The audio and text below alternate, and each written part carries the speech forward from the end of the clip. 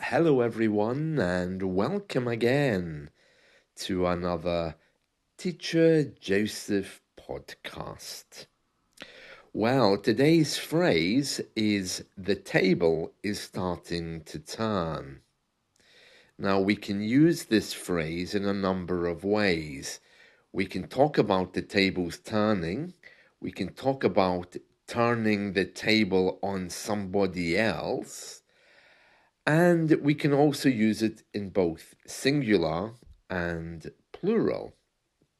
Now, I want to explain a little bit because it has some slightly varying meanings. Okay, so let's begin. The table is starting to turn means that the power which someone holds over you is beginning to move, and you are the one who is going to have that power instead of the other person. Let me just explain a little bit. So imagine that in politics, somebody wins an election. You could say the tables are turning. The opposition party is now getting into power. They were overlooked for so long, and now the table is starting to turn. It's the same in a legal battle.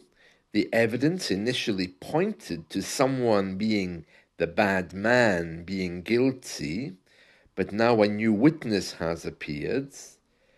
The tables are turning. Now you can hear there I use the plural, tables rather than table.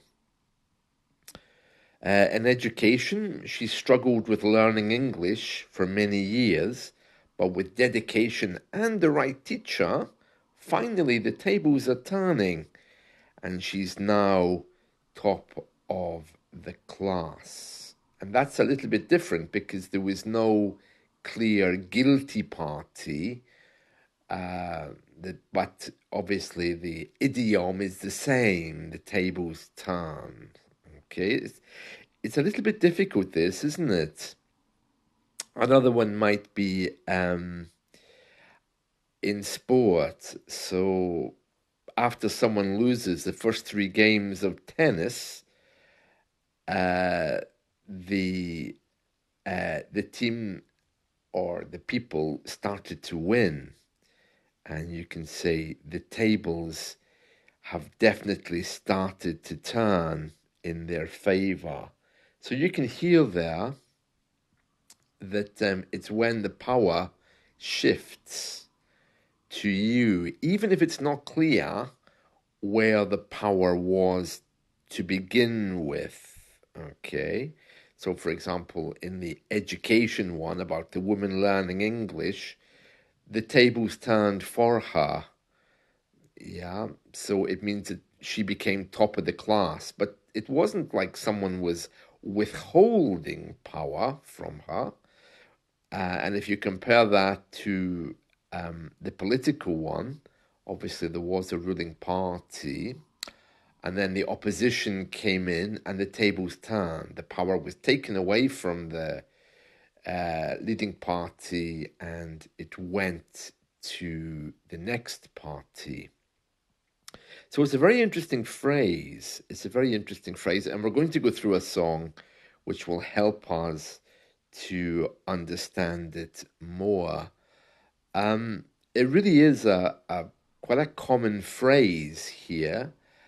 You can also use it in a way which is about turning the table on somebody else. And this is more or less the same as what I've just been describing, but it's when you take action, because the ones I've described a moment ago, it's a little bit like luck or fortune has changed things. Because when you say the tables are starting to turn, it's almost like the wheel of fortune is changing or moving. But if you turn the tables on someone, you make it happen. For example, if you think about a relationship, we can say she was always the one making decisions in the relationship, but after a while, she turned the table on him, ensuring her voice was heard equally. Or in entertainment, initially criticized by everyone, the film turned the table on its critics and became a great success. So it kind of implies that somebody was actually responsible for turning the table. So you can see the difference. In the first examples, it was almost kind of mystical. The tables are finally turning. But we don't say who turned them. It's more like like the kind of examples you would find in the passive voice about the tables being turned. But in these last examples, we're actually saying that somebody turned the tables. So, for example, you could say, after hours of negotiation, the woman introduced new information that turned the table on her opponents, giving her the leverage she needed. So, quite a complex little phrase, but a lovely phrase, and it's one which is kind of all about justice. And I think the Wheel of Fortune really highlights that. If you imagine the wheel turning, leaving someone in a different position from when they began, that's a really good way to think about this phrase. Right, let's move on because time is passing. So we want to talk about Tracy Chapman's song, Talking About a Revolution. And Tracy tells us in this song that there's a protest happening, a revolution is going on, a quiet, silent revolution. And she tells us in the first verse of her song, which is called Talking About a Revolution, she says, "Don't you know they're talking about a revolution? It sounds like a whisper. Don't you know? Talking about a revolution, it sounds like a whisper." Well, that's quite clear enough. I mean, she's basically telling us that there's people talking about a revolution quietly. It sounds like a whisper. It's a very quiet thing. And then she tells us, while they are standing in welfare lines, crying at the doorsteps of those armies of salvation, wasting time in the unemployment lines, sitting around waiting for a promotion. And then she tells us again, don't you know, talking about a revolution, it sounds like a whisper. And she's saying they are talking about a revolution, but she's dropped the they, okay? So basically, let's go through this. So while they're standing in the welfare lines, well, you know that in the UK, we are very much a welfare society. We give money to everyone who isn't working, who is working, or sorry, everyone who is working, or people who are working, people who are disabled, students, people who can't reach the minimum wage deadline. They are allowed to claim what we call welfare from our governments.